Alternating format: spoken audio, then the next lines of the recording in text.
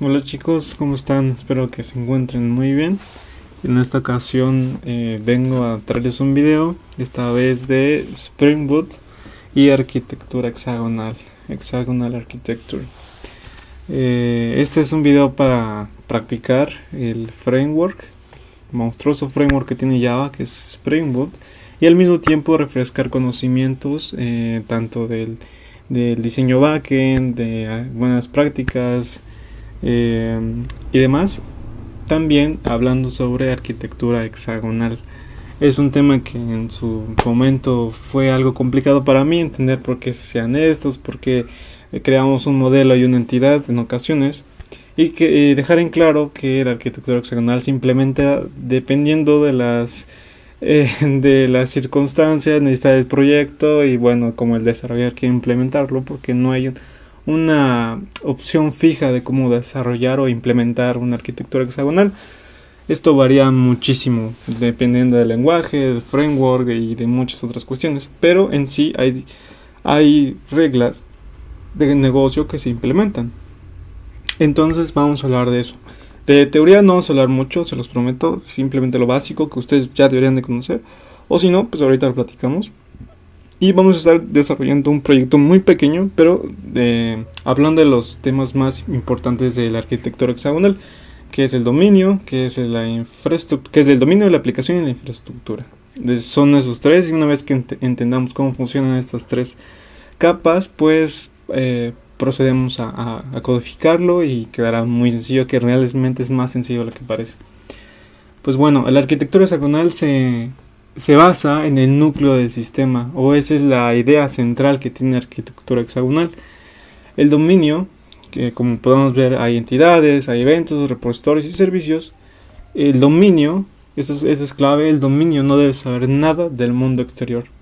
Cuando nosotros estamos desarrollando en cualquier framework que ustedes imaginen, nosotros creamos nuestra base de datos con migraciones y nuestro modelo que creamos pues ya sabe con qué infraestructura estamos hablando, no en este caso Spring. Pero no, en la arquitectura hexagonal el dominio, que va a ser nuestro modelo producto, nuestro modelo usuario, nuestro modelo cliente, no debe saber de con quién vamos a hablar, con qué está desarrollada la aplicación. Entonces no debe saber ni de Spring, no debe saber ni de JPA, no debe saber ni de HTTP, no debe saber de MySQL, de JWT, solo debe conocer reglas de negocio, casos de uso, entidades. O sea, son las cosas básicas que debe tener la base sólida que debe tener nuestra aplicación, nuestro backend. Entonces esa es la idea principal de nuestra aplicación. Solo reglas de negocio, solo casos de uso y solo entidades. Pero bueno, ¿qué es lo siguiente? Algo que también es importante conocer es que la arquitectura hexagonal también se le conoce como arquitectura de puertos y adaptadores. Porque en mi caso, yo en la universidad vi que compañeros no implementaban como tal los puertos y los adaptadores, o sea, no crean los archivos y las carpetas llamadas así, pero sí se implementan puertos y adaptadores indirectamente. Y de eso algo muy importante.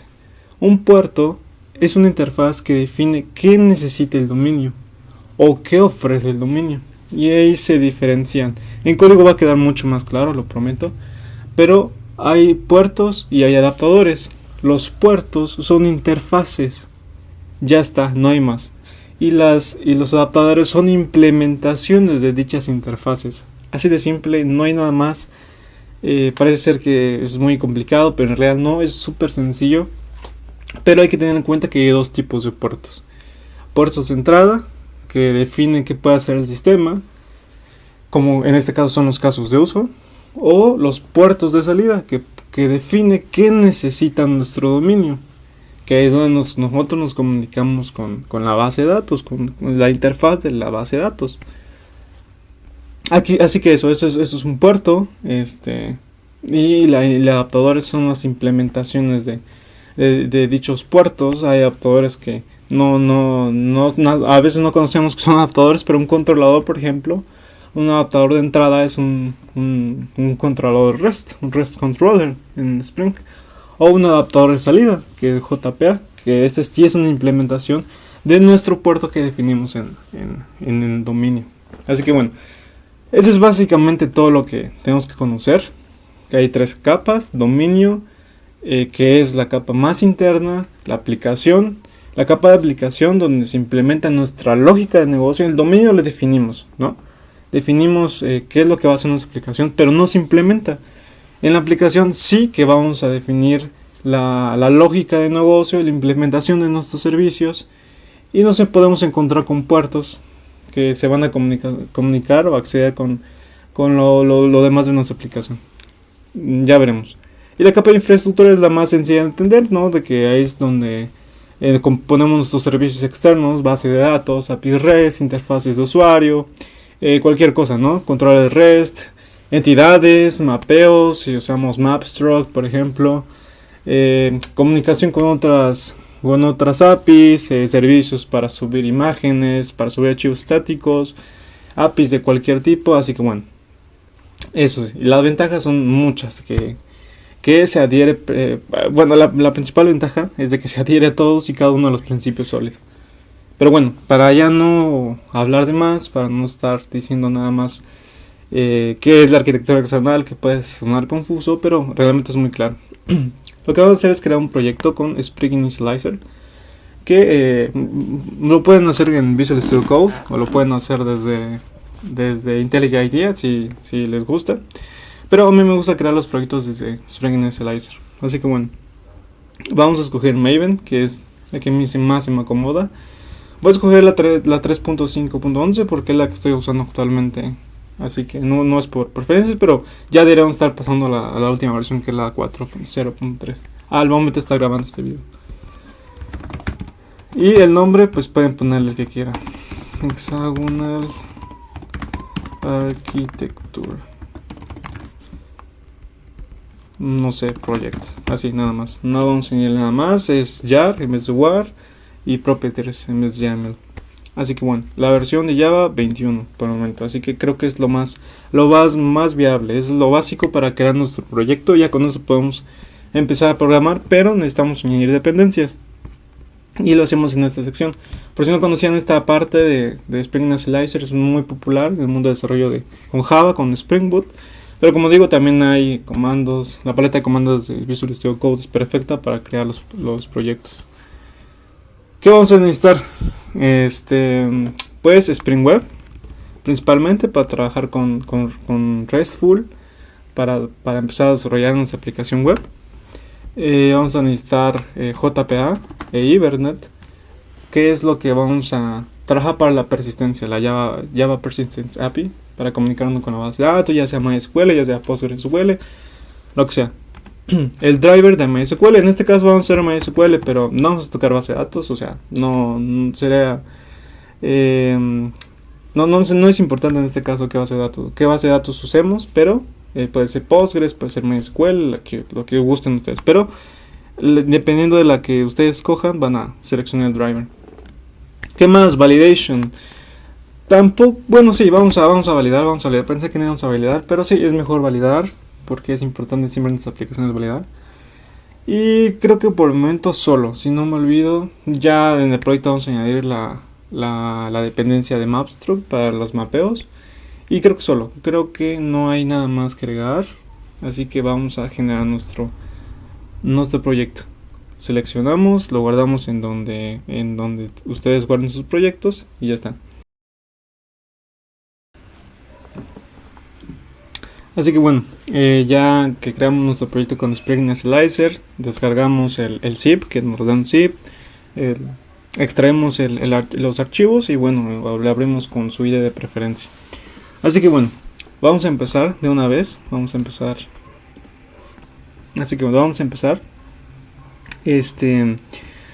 Vamos a abrir nuestro proyecto.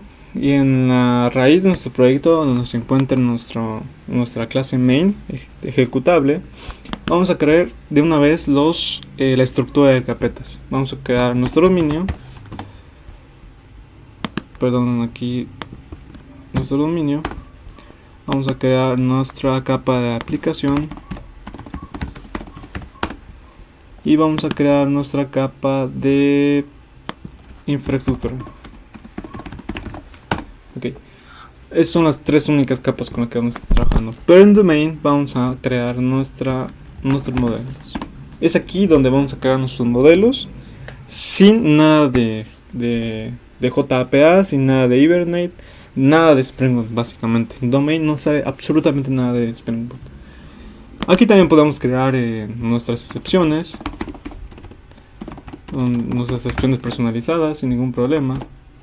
Nos podemos crear nuestros enums, podemos crear services también, no hay ningún problema. Y aquí vamos a crear nuestra primera clase que va a ser de tipo product. Con fines educativos nada más, vamos a crear una entidad cualquiera, puede ser cliente, puede ser user, puede ser product en este caso. Y vamos a crear los atributos de esta clase. Puede ser el ID, todos de tipo privado, el name, el price, de tipo double, price, de la descripción,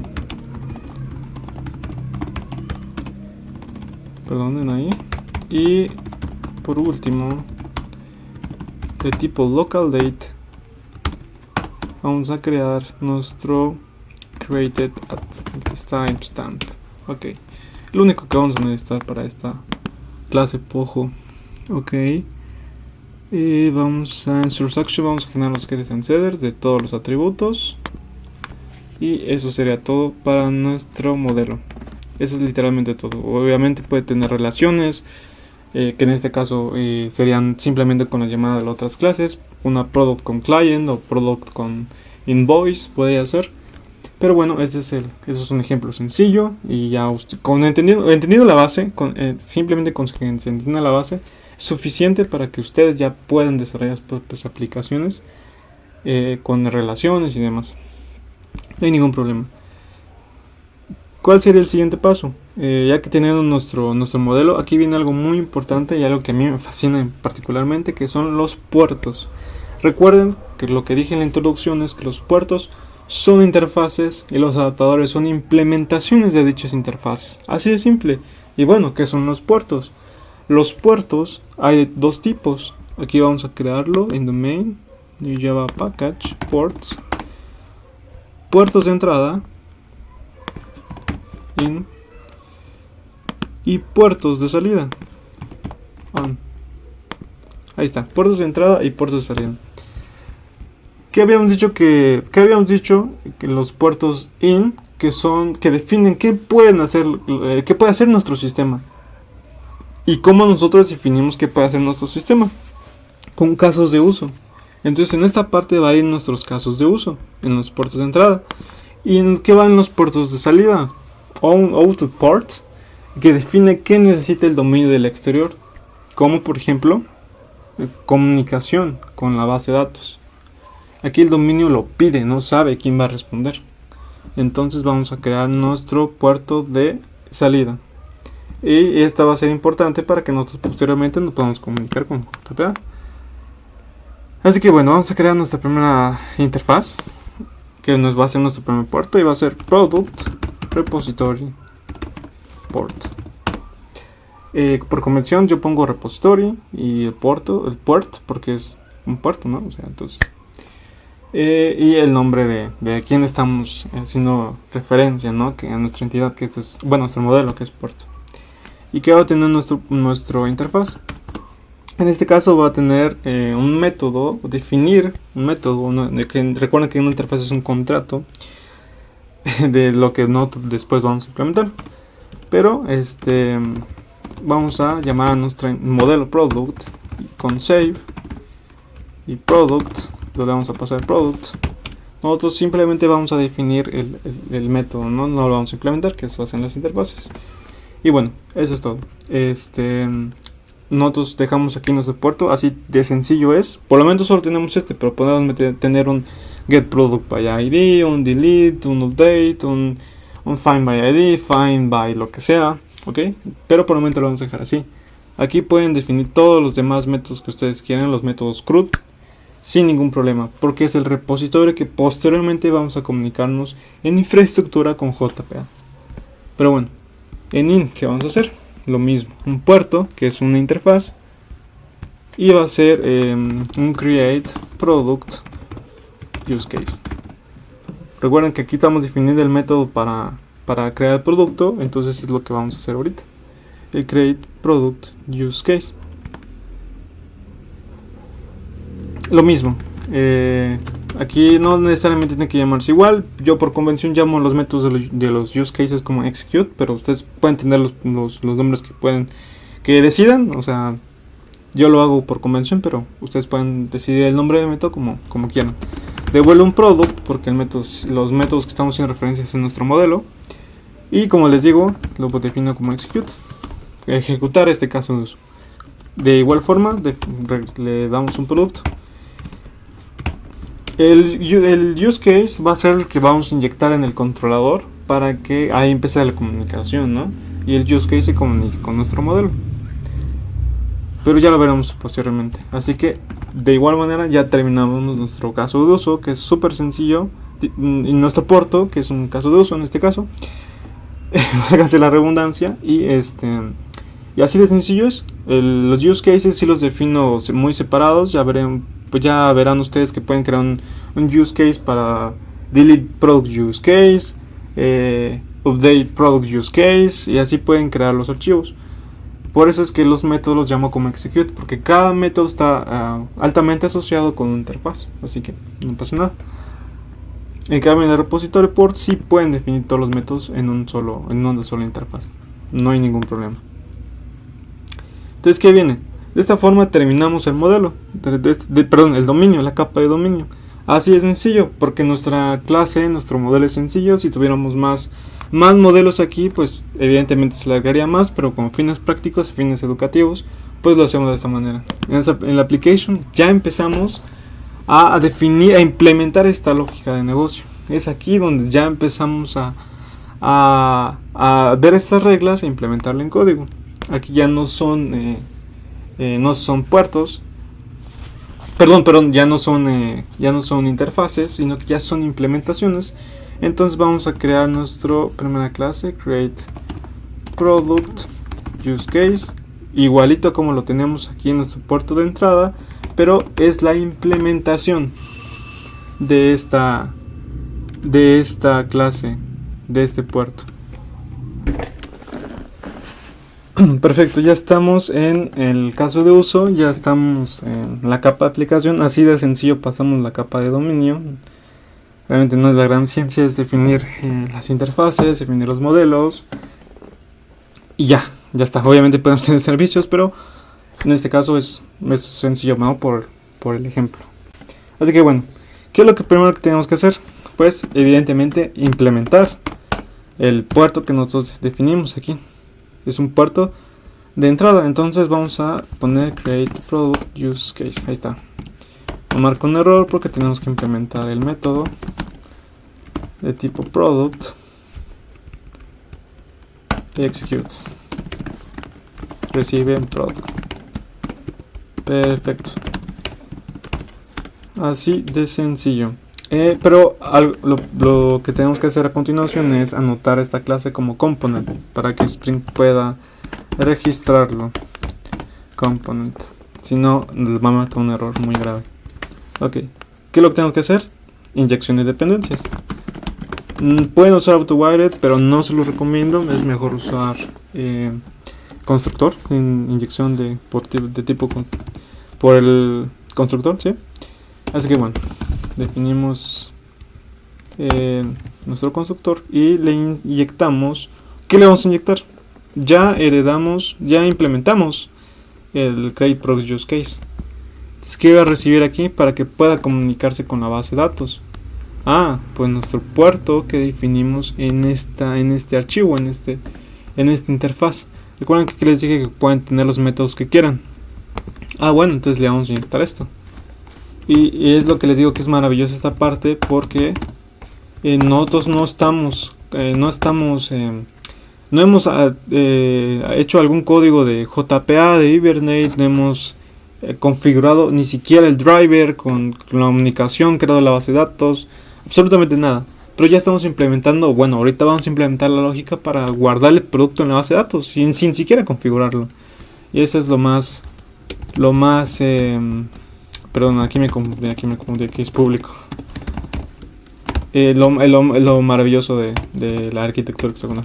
Pero bueno, wait final, product repository port, product repository.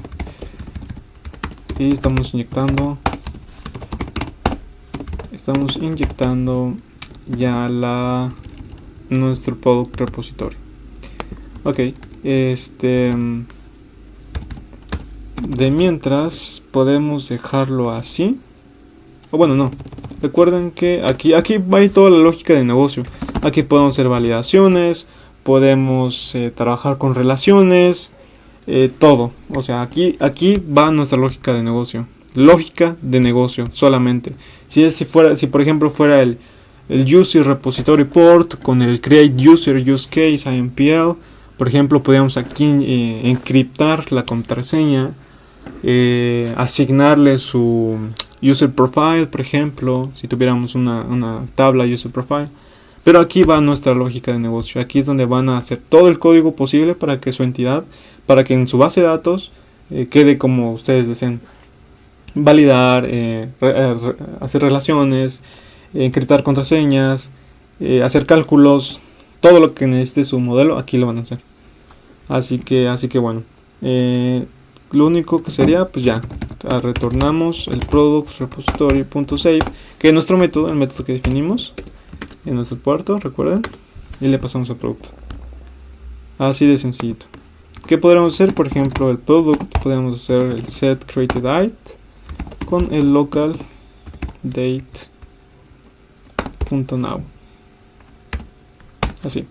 Así como esta línea de código podría tener 10.000 más sobre lógica de negocio en el use case. Y acabamos la capa de aplicación.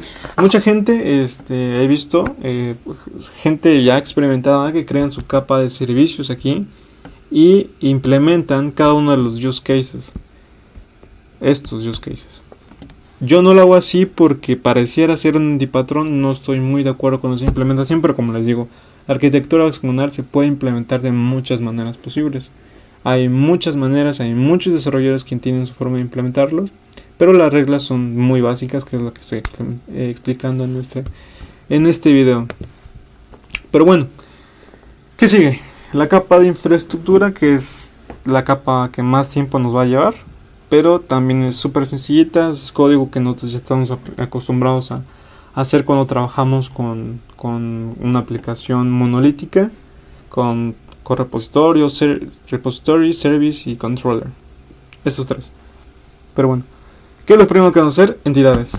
Vamos a crear nuestro package llamado entities. Y vamos a crear nuestra primera clase que se llama product entity. Y aquí viene una confusión de muchos, yo lo tuve en su momento, pero es de que nosotros vamos a tener un modelo product en nuestra capa de dominio y vamos a tener una entidad product en nuestra capa de infraestructura.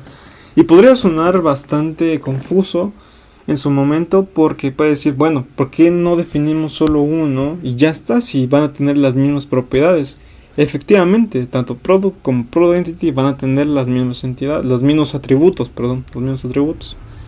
Pero esto es importantísimo. O sea que si vamos a borrar o añadir un atributo a la clase producto, tenemos que hacerlo en los dos archivos, tanto en nuestro modelo producto como en nuestra entidad producto.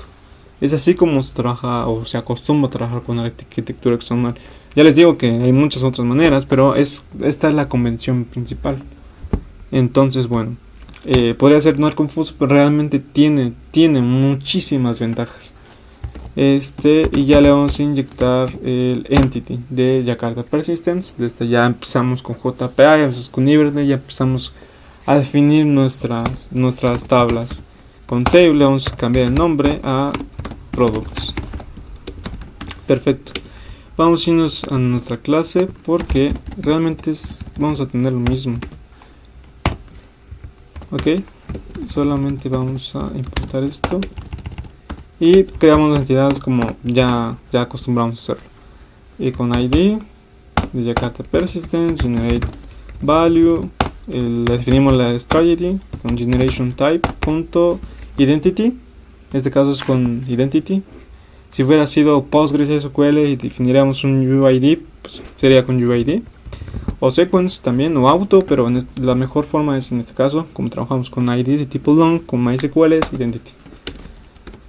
Name, description, creo que solo no definimos otra cosa en nuestro producto, así que bueno, vamos a cambiarle el nombre, cómo se va a guardar en la base de datos. Con column lo hacemos y le vamos a poner created at, porque es por convención como se guarda con snake case, no con camel case. Perfecto, ya definimos getters y setters. Source action, getters y setters. Ahí está. Definimos getters y setters también aquí, no sé. Ok, ya terminamos nuestra entidad. Así de sencillo terminamos entidad, que es lo mismo, pero ponemos cosas de Jakarta, ¿no? De la persistencia, cómo se guarda en la base de datos, los atributos, de qué tipo va a ser el ID. Y si tuvieran relaciones, podríamos tener un many to many, un one to many, un many to many, un one to one, como sea. Ok, ¿qué es lo siguiente? Ya podemos empezar con los repositorios, pero antes sí que me gustaría empezar con los mappers. Y esto es muy importante porque recuerden que vamos a tener DTOs, vamos a trabajar DTOs, siempre en sus proyectos trabajen con DTOs, nunca con los modelos, siempre con DTOs. Aunque el DTO y el modelo sean exactamente igual, no importa, al final es un DTO. Así que vamos a crear primero los DTOs, efectivamente, y luego los mappers. De los mappers es la parte que menos me gusta, no diría que es aburrida, pero bueno, tenemos que definirlo. Mappers. Así que bueno, vamos a definir una clase que se va a llamar product DTO y un product response DTO, porque eso es lo que vamos a responderle finalmente a nuestro cliente. Response DTO. Ok, listo. ¿Y qué va a tener nuestro producto DTO? Va a recibir la data de entrada para crear el producto, y que va a tener todo menos el ID y el created data. Perfecto.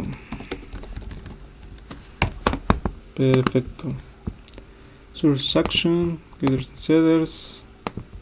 Eso es lo que tiene que enviar el cliente HTTP, ya sea el Postman o ya sea en el frontend, para crear el producto, porque el ID se genera automáticamente, lo definimos con Jakarta. Y el created data también lo vamos a definir, de hecho lo vamos a definir ahora con el constructor product. Cada vez que se cree el constructor, pues va a ser, pues mira, this created data va a ser un local date.now. Listo, ok. Y ya, el product response sí que va a tener el ID, sí que va a tener created data. Es básicamente lo mismo que el product en nuestro modelo, pero es importante siempre trabajar con DTOs. Así que bueno, eso es lo que le vamos a devolver al cliente. Source action, getters and setters. Aquí está. Perdonen, ahí está. Y ya tenemos, que eso va a ser que vamos a responder. ¿Qué vamos a tener? Vamos a trabajar con mappers. Y esta parte es muy importante, es muy importante, porque vamos a usar mapstruct. Pueden o no usar mapstruct. Están en todo el derecho de decidir si sí o si no. Pero en mi caso sí que voy a usar mapstruct. ¿Ok?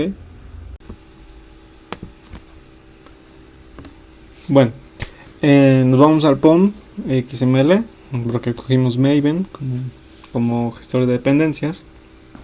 Y vamos a añadir dos dependencias. Pueden preguntar ahí en ChatGPT o buscar dependencia con Mapstruct. Ahí les va a dar las dependencias, que son estas dos. En plugin yo añadí con plugins estos. También pueden pedir plugins y van a tener, bueno, no es del todo necesario que tengamos la dependencia, pero bueno. Con esto es todo lo que necesitamos esto para trabajar con Mapstruct, que a mí se me facilita bastante. Y vamos a crear ya nuestra primera interfaz. Esta es una interfaz. Yo voy a tener dos interfaces. Dos interfaces que son dos mappers. Uno para traducir el cuerpo de la data que recibe el cliente, ya sea de Postman o ya sea de un frontend, React, Angular, Vue, traducirlo a un modelo a nuestro dominio. Y voy a tener otro mapper que es de persistencia, traducir nuestra entidad a nuestro modelo de dominio. Y vamos a llamarlo de dos maneras distintas: product mapper y product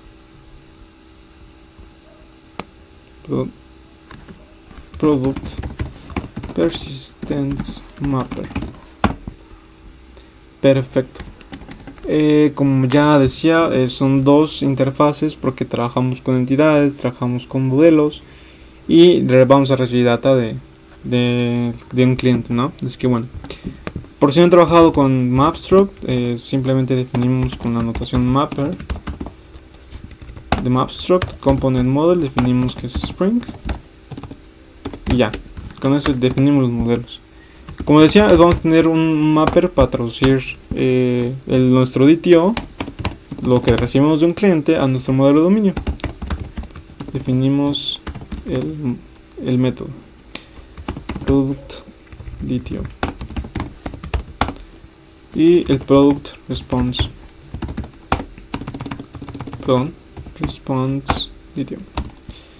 to response DTO. Y aquí le vamos a pasar un product. Perfecto. Vamos a eliminar esto que no nos sirve y ya está. Así de sencillo es. No necesitamos nada más. El otro mapper, el de persistencia, va en teoría lo mismo. Tiene la misma estructura. Definimos mapper, component model Spring. Y aquí en vez de trabajar con DTOs, que es lo que recibimos de un cliente, trabajamos con entidades. Lo mismo, product to domain, product entity, o bueno, entity nada más. Lo mismo, pero de viceversa. Product entity to entity. Y aquí le pasamos el modelo, ¿no? Product.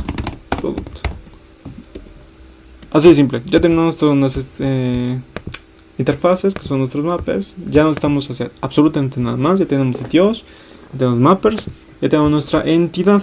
Que falta, por fin, vamos a crear nuestros repositorios y son nuestros adaptadores. Como este es un ejemplo muy sencillo, podríamos tener Spring Security, que también tienen sus propios adaptadores. Yo, por ejemplo, para encriptar la contraseña creo un puerto de entrada, que es, recuerden que un puerto de entrada es lo que define qué puede hacer nuestro sistema. ¿Qué puede hacer nuestro sistema en este caso del usuario y la encriptación? Pues encriptar la contraseña. Y entonces lo defino aquí. Y en Security hacemos esta implementación con lo que nos ofrezca Spring Security. Pero bueno, vamos a infraestructura y creamos el Java Package. Repositorios, ¿no? Repositorios. Sí, ok. Vamos a crear un Java Package Adapters. Pero dentro de repositorios vamos a crear el JPA Product Repository. Eso es importante, que es una interfaz. Esto no es un adaptador. JPA Product Repository. Por convención siempre definen la tecnología que están trabajando y luego Product Repository. Sí, y eso es lo que trabajamos toda la vida en nuestro repositorio cuando trabajamos con aplicaciones monolíticas de tipo MVC, módulo de vista controlador, que simplemente tenemos que extender de CRUD repository y definimos el product entity y el tipo que es nuestro ID. Listo, no necesitamos hacer absolutamente nada más, eso lo conocemos ya muy bien. Y y bueno, es lo que nosotros vamos a inyectar posteriormente en nuestro adaptador. Podemos usar JPA repository en caso de que quisiéramos usar paginación, que para eso principalmente se usa en vez de CRUD repository, pero bueno, en este caso es un ejemplo sencillo. En adaptador que vamos a tener ya por fin una clase, que esta sí la vamos a anotar con repository, y vamos a tener nuestro JPA product repository adapter. Por fin vamos a hacer nuestro primer adaptador como tal, porque vamos a implementar del product repository port. ¿Cuál es nuestro product repository port? Recuerden que es nuestro puerto de salida recuerden que los puertos de salida son los que definen qué necesita nuestro sistema del exterior. Entonces vamos a definir este método. Si tuvieran más, pues los implementamos. Vamos con override public product de tipo product save product. Ya está. No marco un error porque necesitamos retornar algo, pero de mientras le voy a poner un null. Ok. Vamos a anotar con repository, que puede ser component fácilmente, pero como estamos trabajando con JPA y persistencia, entonces ya define como repository, pero puede ser component sin ningún problema. Aquí vamos a definir el transactional, que es muy importante, de Spring Framework, no de Jakarta Transaction, sino de Spring Framework. Y ya, porque esto hace una operación transaccional en la base de datos, que es muy importante. Vamos a inyectar, como les decían, el JPA Product Repository, que es el que nosotros acabamos de definir. Entonces inyectamos entonces aquí sí inyectamos el Product Repository Port.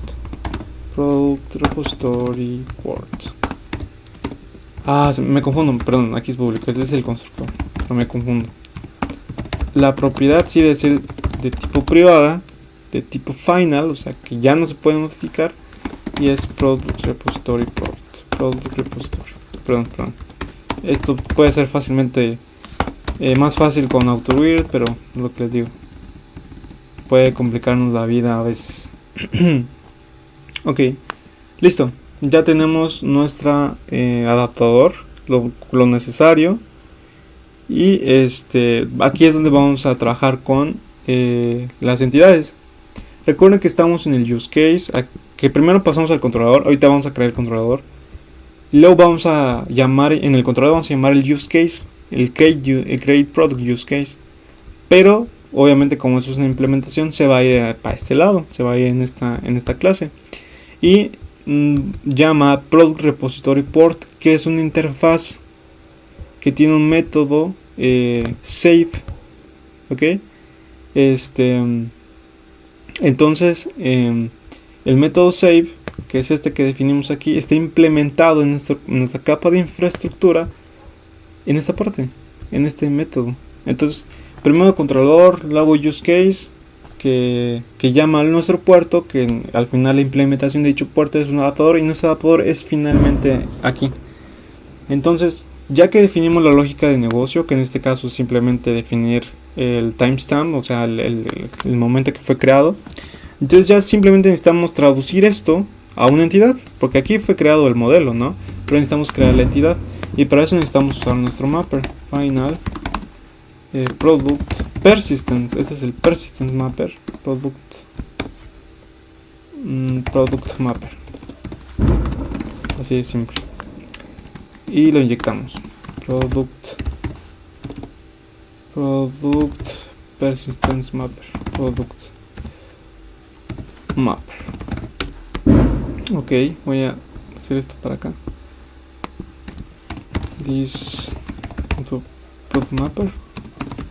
Product mapper. Listo. ¿Por qué? Porque vamos a crear una entidad. Product entity, y usamos nuestro mapper, product mapper to entity, y le pasamos product. Eso es importantísimo porque aquí recibimos un modelo, recuérdenlo, que aquí recibimos del use case. Entonces recibimos un modelo, pues nosotros trabajamos con entidades. Recuerden que nuestro JPA repositorio trabaja con la entidad, siempre vamos a trabajar con la entidad. Entonces, ya que traducimos esto con nuestro mapper, vamos a guardarlo, simplemente guardarlo. Product entity, new entity con product mapper.toEntity. No, perdón. Es con, aquí sí trabajamos con product repository. Es con el product repository save y le pasamos la entidad entity. A ver qué nos dice. Product entity save product repository.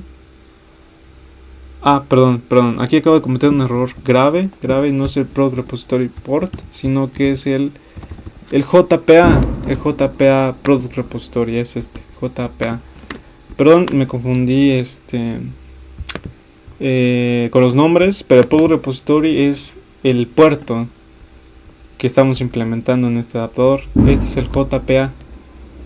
No debe ser el puerto, sino el JPA, sino ya con las comunicaciones. Así que un error lo corrijo inmediatamente.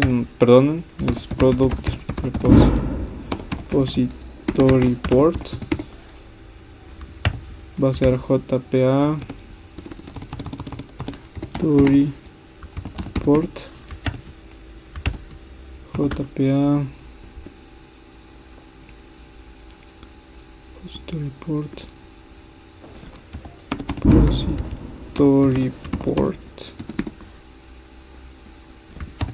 JPA.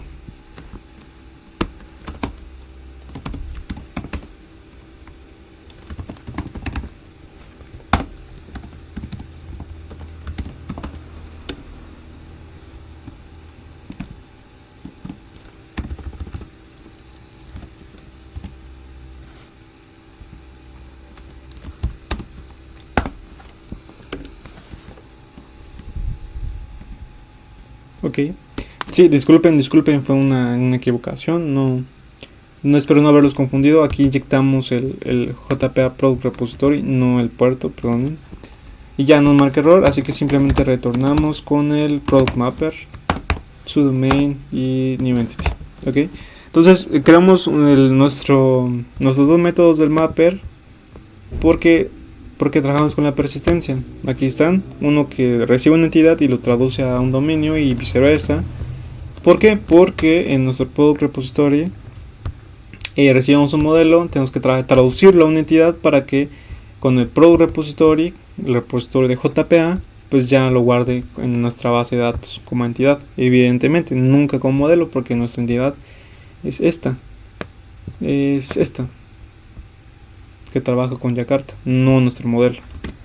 Así que bueno, y finalmente retornamos el dominio, ¿no? Que es lo que necesitaba nuestro use case, lo que definimos en nuestro puerto. Eso es absolutamente todo. Ya con esto creamos el producto. Ya sigue nuestro controlador. Vamos a crear un Java package. Controllers. Vamos a crear un product controller. Vamos a añadir la notación REST controller y request mapping. Podría ser mapping. No sé, podemos definir API products public product y vamos a añadir nuestro use case. Es lo que les había dicho al comienzo, que nosotros inyectamos el create product use case. Esta es inyección de dependencias. This.create product use case, create product use case. Perfecto, definimos nuestro método posts mapping public. Vamos a trabajar con response entity. Vamos a definir una clase en nuestro package de DTO para responder de la mejor manera con API response. Es lo que yo hago siempre en las aplicaciones backend para con un genérico, que lo que vamos a pasar son los DTOs de respuesta, en este caso el product response DTO, y son datos que responde generalmente una API, ¿no? Success, private string message, private int status 201, 200, 400 y la data. Definimos los getters and setters.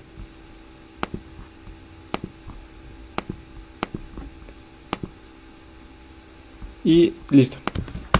Eso lo acabo yo. Pueden no hacerlo fácilmente. Solo una combinación, ¿no? Y aquí definimos el API response, que recuerden que recibe un genérico. Ese genérico es nuestro DTO de respuesta. Product response DTO. Create, le llamará a este método del controlador. Listo. Aquí vamos a... Perdón, se me fue. Aquí vamos a recibir la data del cliente con request body y el product DTO. Listo. Ok. Vamos a definir nuestro método con... Vamos a empezar a desarrollar nuestro controlador. Así que bueno, ¿qué es lo primero que tenemos que hacer?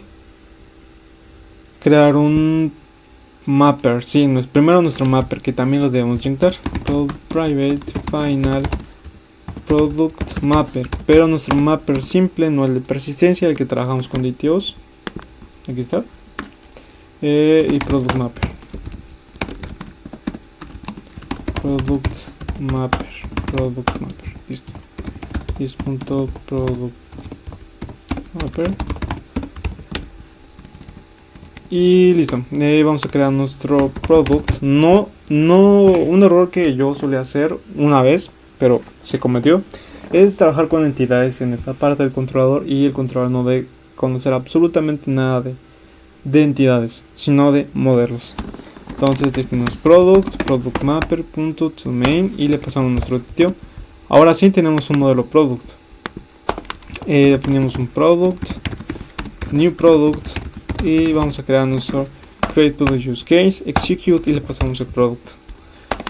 Y vamos a tener un product response DTO de tipo, bueno, nombre product response DTO, product mapper.toResponse DTO, le pasamos un nuevo producto, creamos la respuesta de tipo product response DTO. ¿Qué pasa? Bueno, response new API response. Ok. No definimos un controlador, digo un constructor en API response, pero es que no sale. ¿Dónde está? Aquí está. Vamos a crear un constructor con todos los atributos. Constructors. Listo. Ahora sí, nos debe salir success true, message, producto creado satisfactoriamente, status 201 de creado, y data es el product response. Perdón, es el tipo, no es el nombre de la variable, no el tipo. Listo. Y retornamos con response entity.status. Dejamos el status http status.created, nos devuelve el número entero, y en body la respuesta que nosotros acabamos de construir. Listo. Oficialmente acabamos y tocamos las tres capas de la arquitectura hexagonal: nuestro controlador, nuestros DTOs, nuestras entidades, nuestros mappers, opcional, pues pueden no haber con Mapstruct, nuestros repositorios, que son adaptadores, y listo. En nuestros use cases creamos el caso de uso, que aquí puede haber mucha más lógica. En nuestro dominio creamos el modelo, creamos los puertos, el de entrada y el de salida. Puede haber excepciones, puede haber enums, puede haber servicios, incluso aquí en la aplicación. También digo en el dominio, también en la aplicación puede haber, hay diversas maneras, pero generalmente es donde como yo suelo hacerlo y como he visto mucha gente ha aprendido de los mejores también. Así que bueno, ¿qué falta? No hemos creado la comunicación con la base de datos, la configuración, así que es lo que vamos a hacer ahorita. Listo, nos vamos a nuestra application properties y vamos a pegar esto. Vamos a crear los data source de la URL de la base de datos, el username, del password. Pueden crear un usuario si ustedes lo desean, no hay ningún problema. Y el driver, configurar el driver. Pueden aquí poner la configuración del show SQL para ver las consultas SQL. Y update para si cada ejecución de su aplicación quieren que la base de datos se actualice constantemente. Así que bueno, vamos a poner esto y procedemos a ejecutar la aplicación.